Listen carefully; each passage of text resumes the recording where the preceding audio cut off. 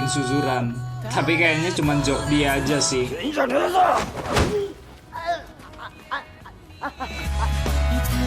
Lalu si Tageri pun membantu Genji untuk menaklukkan Suzuran dan pastinya membantu dia mencari pengikut juga untuk melawan pemimpin Suzuran sekarang yaitu Tamao Sarizawa. Dan semua itu dimulai dari anak kelas 1 yaitu Chuta.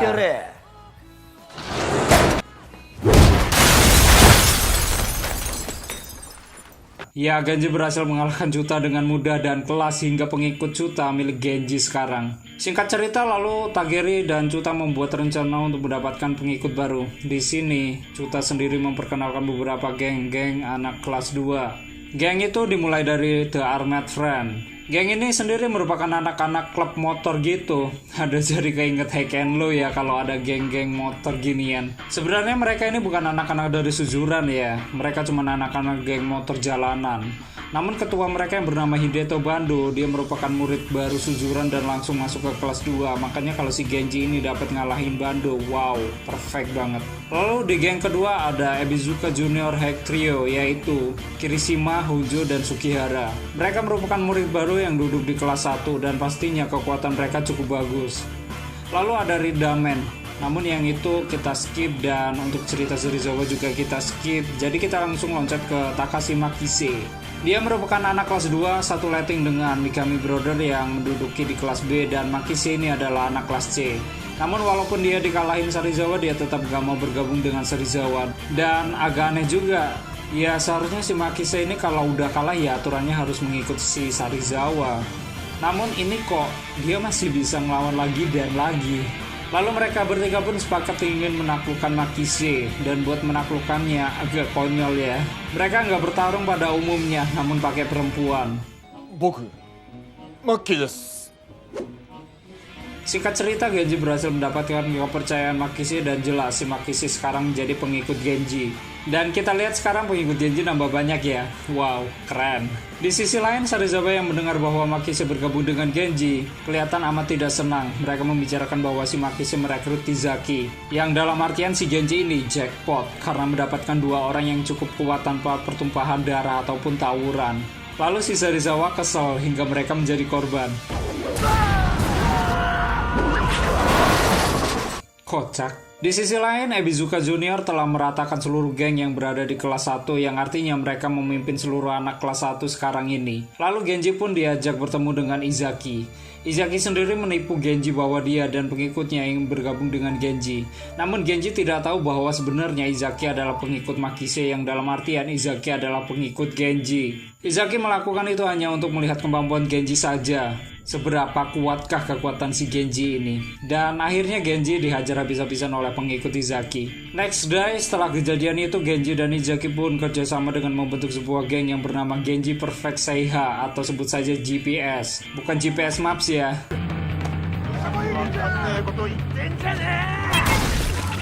Di pembentukan GPS itu mereka membuat sebuah acara, ya mulai dari lomba sampai challenge gitulah. Lalu setelah acara itu selesai, Izaki diserang oleh orang-orang suruhan Tokaji, yaitu teman atau pengikut Serizawa. Namun di serangan itu Serizawa tidak mengetahuinya karena itu hanya ulah si Tokaji, dan si Izaki pun hancur dan tergantung. Melihat hal itu, Genji pun marah dan ingin menemui Serizawa, namun Izaki melarangnya. Ya, dikarenakan mereka masih jauh kalah jumlah. Setelah kejadian itu, Genji dan Makise pergi ke sebuah bar. Tanpa disengaja, di sana mereka bertemu dengan Tokyo dan Serizawa.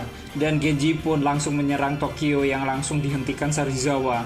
Dan si Genji pun langsung mengajak berantem si Serizawa. Ketika mereka ingin keluar dari bar untuk berantem, tiba-tiba Tokyo kejang dan jatuh. Dan ternyata dia kena penyakit di otaknya, entah kanker atau apalah. Next day, Genji ketika santai sambil minum-minum bir tiba-tiba ngamuk gak jelas. Dia memukuli seluruh murid yang dia lihat dan memaksanya untuk bergabung dengannya. Di situ dia dihentikan oleh Makise, namun Genji tetap memukuli orang yang gak bersalah. Lalu salah satu anggota GPS memberitahu kalau si Chuta dipukuli oleh geng lain. Ya, tidak lain adalah karena si Chuta ingin merekrut anggota baru, yaitu anak kelas 1 dan dia melawan Tokaji, namun sayangnya Chuta kalah. Dan akhirnya Genji pun ingin turun tangan, namun tetap dihentikan Makise. Mungkin kalian bertanya kenapa sih Makise selalu menghentikan Genji ketika ingin melawan anak buah Serizawa. Ya, tak lain adalah si Genji ini adalah pemimpin Makise, Izaki, dan Chuta. Bila Genji kalah dengan salah satu anak buah Serizawa, ya habislah sudah. Filmnya The End, soalnya pemimpinnya mati. Oke, lanjut. Amat disayangkan karena Makise sudah capek dengan ulah Genji, maka Makise pun keluar dari GPS, sedangkan si Genji ini hanya bisa pasrah dan nyemplung ke kolam.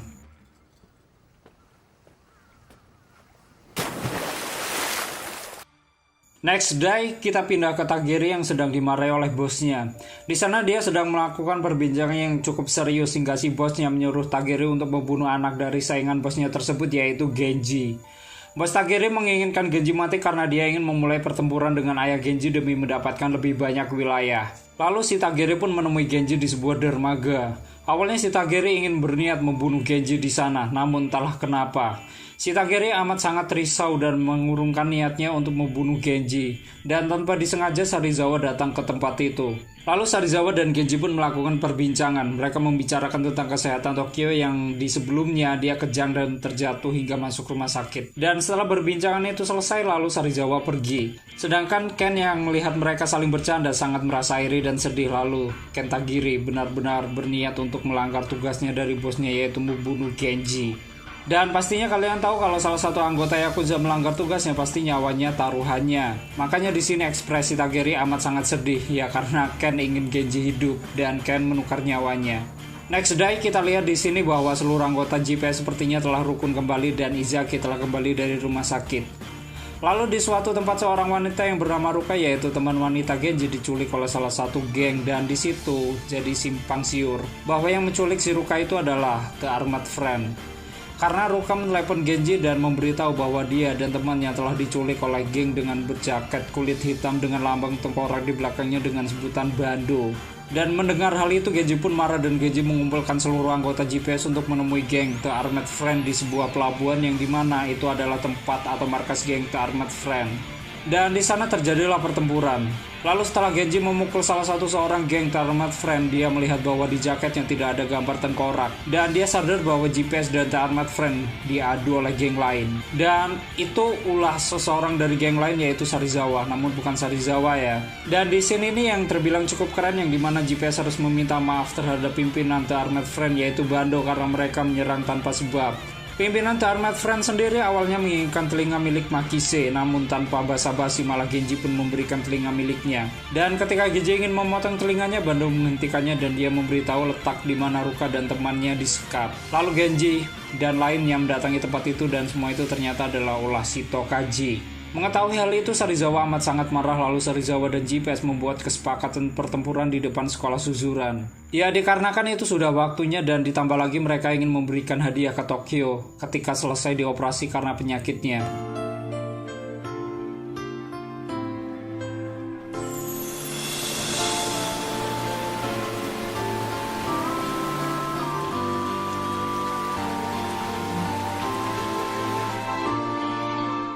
Next day, GPS dan Serizawa pun berkumpul di depan Suzuran, sedangkan Tokyo ingin melakukan operasi. Dan untuk si Tagiri, dia dibawa ke sebuah dermaga untuk dieksekusi oleh bosnya karena melanggar perintahnya. Dan untuk si Tagiri ini sumpah keren banget, walaupun dia terlihat bodoh dan konyol, namun dia punya dedikasi yang baik untuk temannya.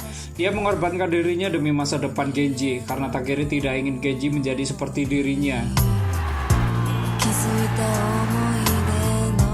Dan pertempuran itu pun dimulai. Di pertempuran ini terlihat awalnya geng dari Serizawa memenangkan pertempuran itu dan dari GPS kalah. Ya, dikarenakan selain GPS masih tergolong lemah, jumlahnya mereka juga sedikit.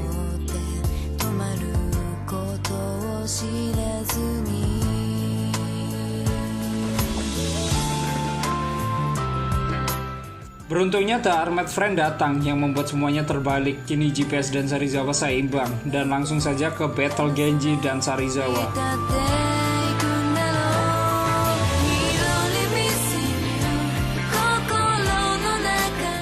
Yang ceritanya pertempuran itu dimenangkan Genji dan Genji pun menjadi pemimpin yang baru di Suzuran. Oke, seperti itu ya story film Crow Zero part 1, dan untuk pembahasannya kalian diskusi sendiri ya di kolom komentar. Ya, bagaimana menurut kalian film ini? Dan untuk yang mau bernostalgia dengan filmnya sendiri, kalian bisa download di deskripsi, ada linknya di sana. Dan terima kasih sudah mau nyimak sampai akhir. Terus support channel ini dengan menekan like, subscribe, dan share ke seluruh media sosial kalian. Stay on to my channel, jangan kemana-mana, sampai ketemu lagi di video selanjutnya. Bye bye.